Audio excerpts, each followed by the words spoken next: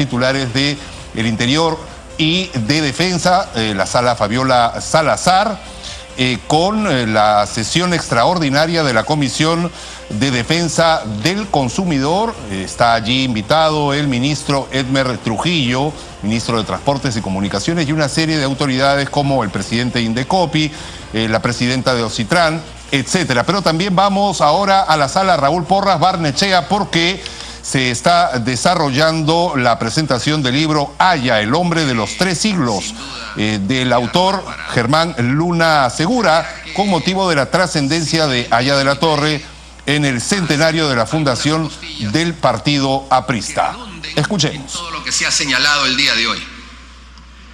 En primer lugar, felicitar que este libro nuevo de nuestro polígrafo Germán Luna Segura se haya presentado hoy, 7 de mayo. Y como se ha recordado aquí, momento preciso en el que Haya de la Torre decide discurrir por el camino de la historia. Momento preciso en el que él, con ya una biografía a cuestas en su lucha universitaria y en su lucha por la libertad de conciencia en nuestro país, decide entregar toda su vida a la causa de la libertad y de la justicia social en América Latina. Y entregó toda su vida. No tuvo familia propia. No se dedicó a sí mismo en absolutamente nada. Se dedicó enterizamente a la lucha política por darle a nuestro país democracia, que ni la conocía, y la posibilidad de que esa democracia sea la que resuelva los profundos problemas de injusticia social que siempre nos asolaron. Y en ese camino se entregaron jóvenes de distintas vertientes sociales con el mismo espíritu de acompañarlo en esa égida. Y sufrieron persecución, sufrieron cárcel, sufrieron muerte, sufrieron el hecho de que sus hogares fueran diezmados y quizá golpes tan fuertes que para algunos significó la pérdida de seres queridos en momentos muy complicados en nuestra patria. Enfrentarse a dictaduras oprobiosas, enfrentarse a la plutocracia, que nada más al momento mismo en que Haya de la Torre ya estaba haciendo sus primeros discursos para poder postular a la presidencia de la República en la Plaza de Hacho, recibía todo tipo de calumnias por parte del medio de comunicación de la plutocracia. Y los enemigos de lo que Armando Villanueva llamaba, como siempre le gusta repetir a Benigno Chirinos, la otra izquierda, que no podían ver que un partido que no fuera conducido por la Internacional en Moscú pudiera hacer la revolución, y menos aún que esa revolución se pudiera hacer en democracia. Y a todo eso se enfrentó Víctor Raúl. Y a todo eso los apristas nos hemos enfrentado. Porque cada uno de nosotros tiene en su conciencia, en su pensamiento y hasta en su sangre una gota del pensamiento revolucionario que dejaron los revolucionarios del 32 y los líderes fundadores del APRA. Somos herederos de esa égida. Somos herederos de esa epopeya. Y por eso es que queremos tanto a nuestro partido, a pesar de las vicisitudes con las que se enfrenta y de los retos y los desafíos que tiene que enfrentar. Cada uno de nosotros está en el APRA, no porque esto le vaya a brindar algún pingüe negocio para enriquecerse, no porque en el partido se vayan a obtener enorme cantidad de puestos públicos para los cuales medrar. En el APRA se entraba al sacrificio y se entra al sacrificio. En el APRA no hay repartijas. En el APRA hay que tener corazones sólidos y fuertes para aguantar la calumnia del antiaprismo, porque enemigos tenemos. Pero aquel que no hace nada es el único que no tiene enemigos. Aquel que yace casi como un muerto en vida, ese no tiene enemigos. Enemigos tienen los que avanzan. Enemigos tienen los que pregonan, como aquel que pregonó en el Gólgota y terminó justamente ajusticiado por sus enemigos. Enemigos tienen los que tienen la razón.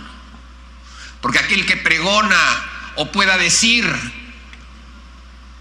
ridiculeces o sinsentidos no genera adhesiones, no genera conjunciones, no genera aglomeraciones por los que se siga incluso hasta la muerte. Por eso es que estamos acá. Ninguno de nosotros ha fundado el partido en el que militamos. Este no es un vientre de alquiler. Este es un movimiento histórico. Y nuestra responsabilidad como generación y las sucesivas generaciones es tomar la posta y llevarla lo mejor que puedan, aprendiendo lo bueno de los mayores y conociendo los defectos también de sus mayores, de los que, habiendo tenido la oportunidad o teniéndola en este momento, cometemos errores que deban servir para que las futuras generaciones no los cometan. Ese es justamente el norte de una organización como la nuestra. Y por eso es importante que en un país como el nuestro, la democracia funcione alrededor de instituciones políticas. Y la democracia sirva para que las instituciones políticas se formen alrededor de ideas, se formen alrededor de planteamientos, que aglomeren a las personas en búsqueda de un bien común.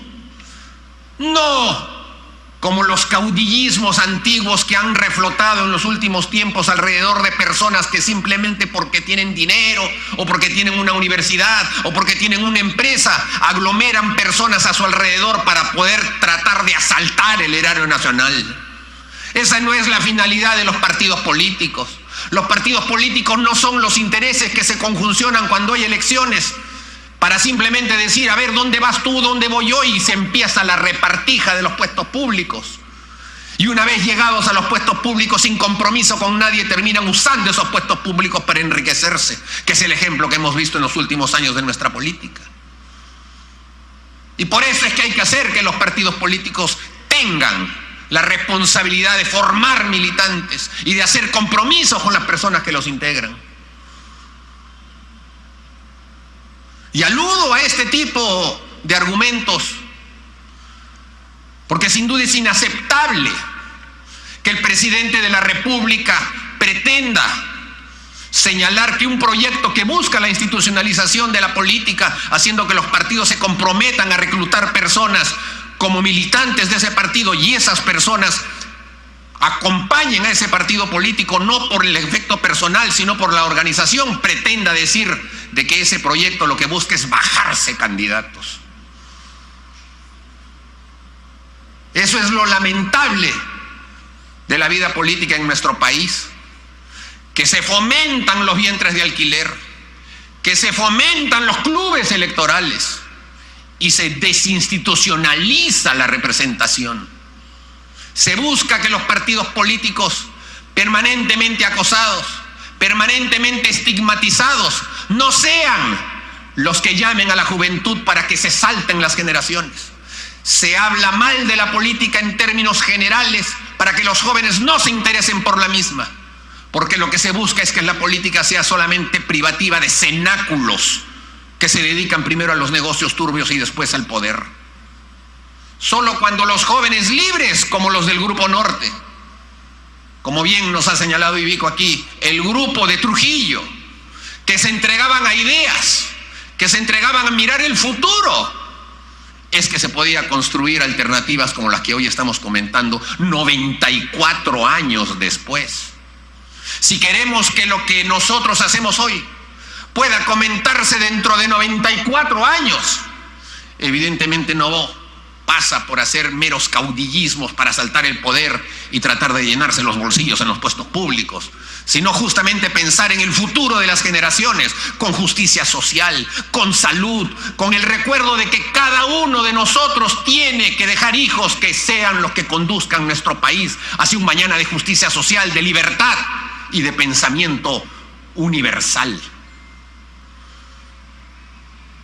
Y ellos vieron en ese momento, como nuevamente ha señalado Ivico en una estupenda intervención el día de hoy, y que merecerá ser transcrita y repartida, que cuando ellos vieron el desarrollo de la revolución científico-tecnológica supieron adaptar a los movimientos de la juventud hacia ese norte.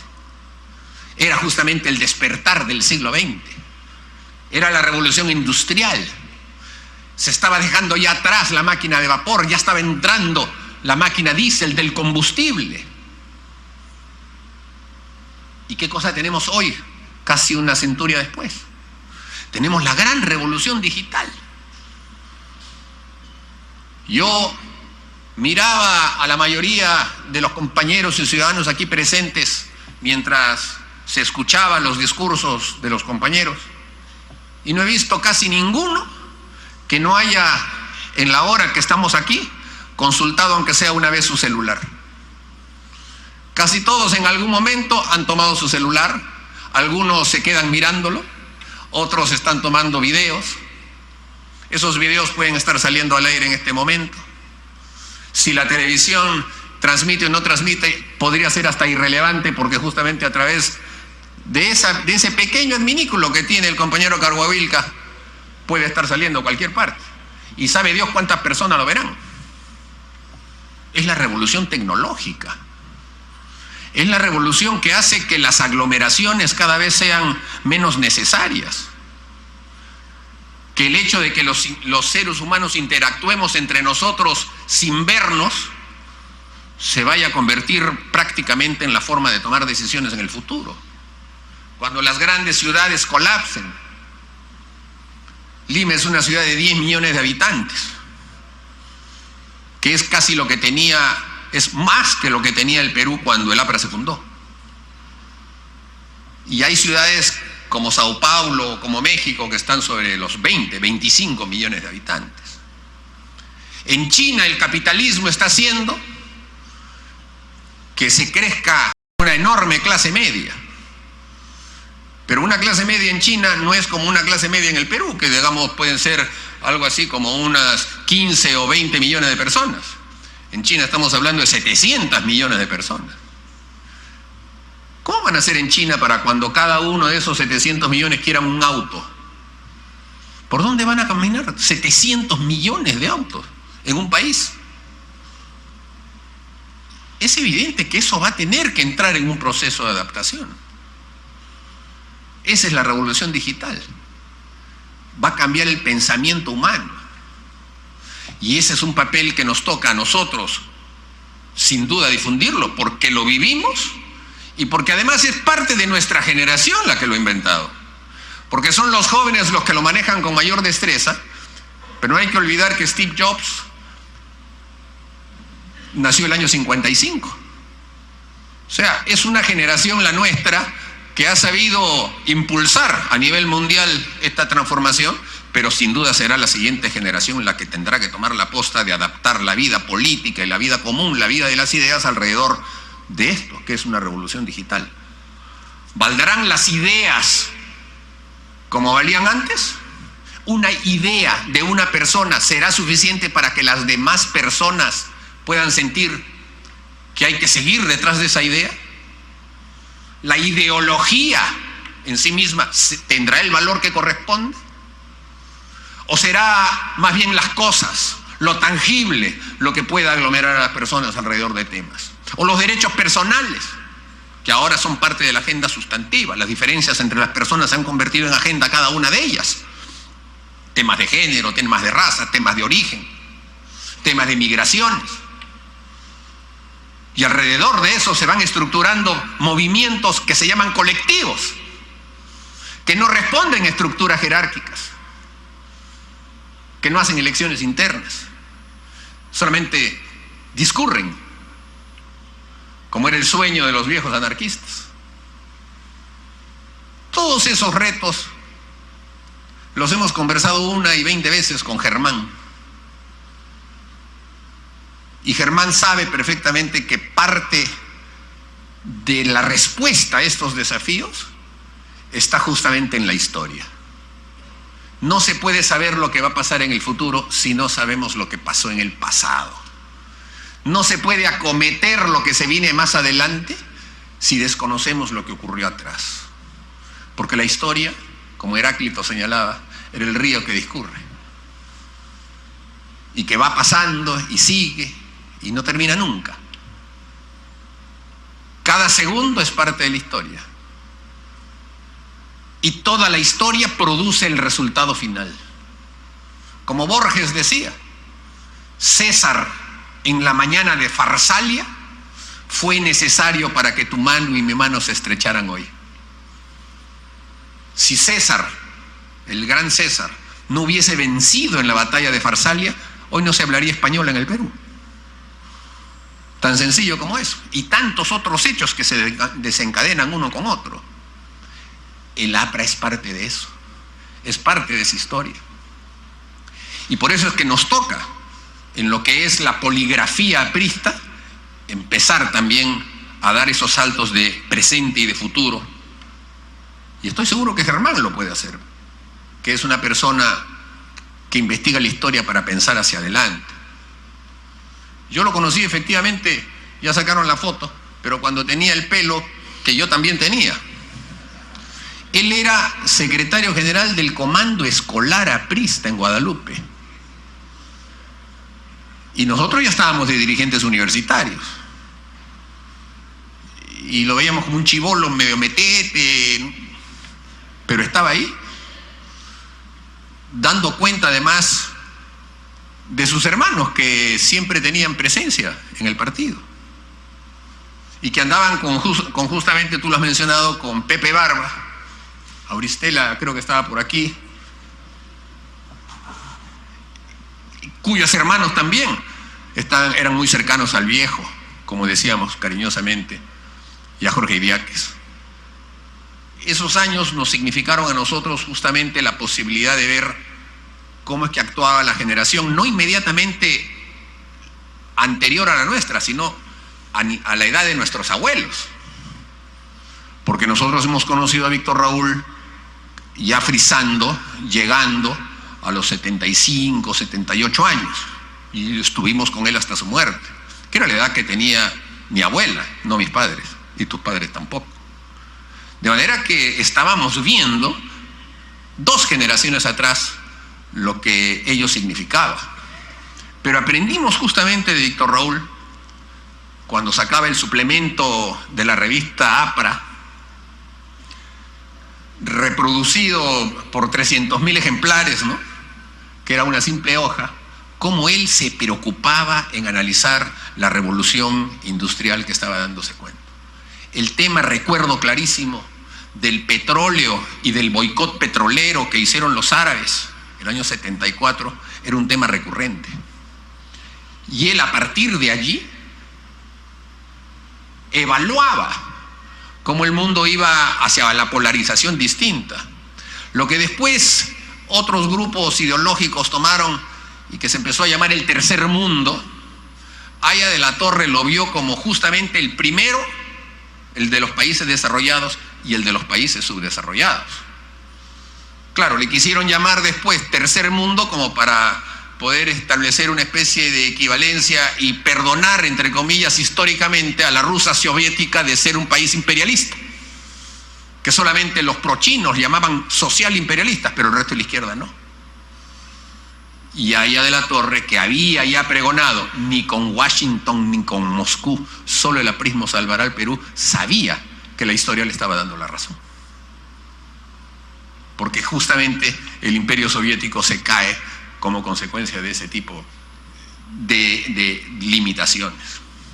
De manera que, dada la oportunidad que se me ha brindado de poder decir algunas palabras en este acto, que es 7 de mayo, y que es preludio del que va a haber en la noche en el local del partido, permítanme nuevamente darle un fuerte abrazo público a Germán por esta iniciativa.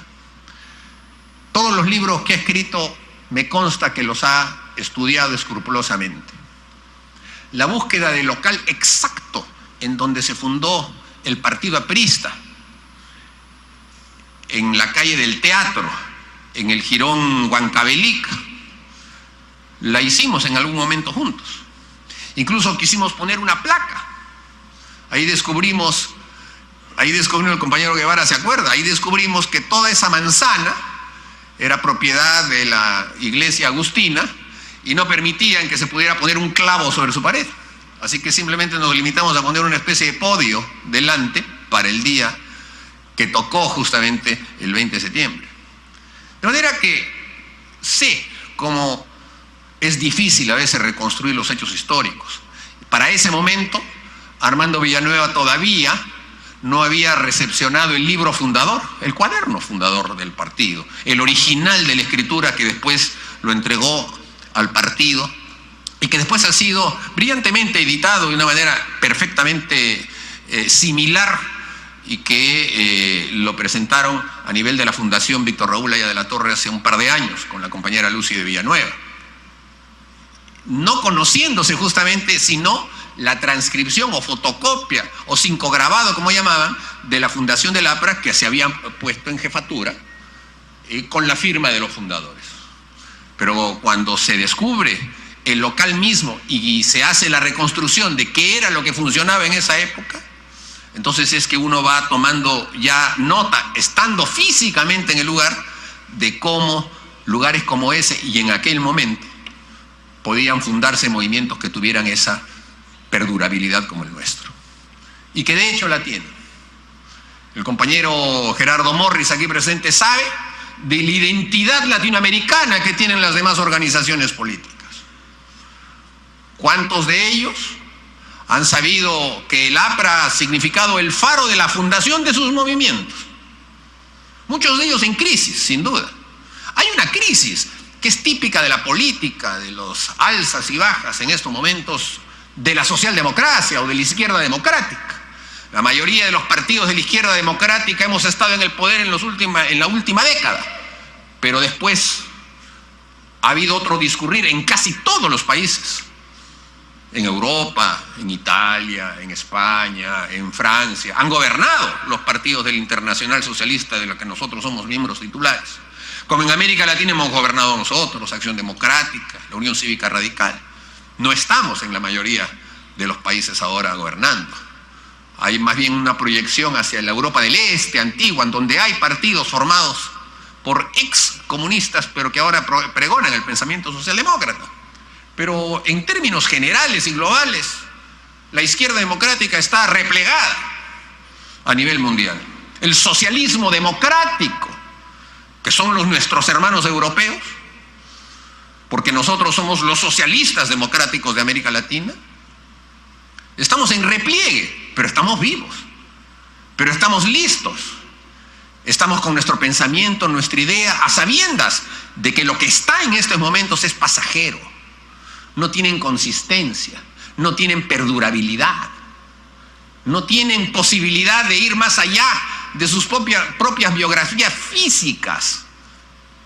Lo que hay ahora son meros ciudadanos sin compromiso político, quizá deseosos y de buena fe de llevar la cosa pública como ministros, presidentes o congresistas, pero no tienen la trascendencia de integrar un colectivo que va a ir más allá de sus propias biografías. Y eso sí lo tiene el pensamiento socialista democrático. Eso sí lo tiene el pensamiento aprista latinoamericano. Es la perdurabilidad de su aglomeración. Esas mis palabras, Germán, las felicitaciones por el caso.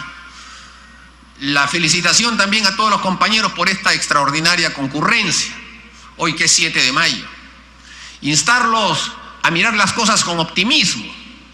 Nuestros problemas se van a resolver, sin duda alguna. Habrán, como es casi inevitable, y ya se señaló aquí, algunas desavenencias que trasciendan las paredes del partido, lamentablemente. Ocurrirá. Pero el APRA no se fracturará, el APRA no se dividirá, el APRA no morirá, no se disminuirá, el APRA seguirá creciendo, el APRA será alternativa, el APRA será presente en todos los procesos electorales y el APRA será alternativa en el año 21, compañeros.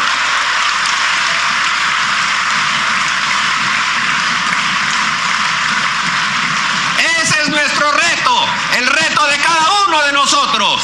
Un APRA viva, un APRA fuerte y un APRA triunfadora para las elecciones del 21. ¡Viva el APRA! ¡Viva Víctor Raúl! ¡Viva el Perú! Gracias, compañero.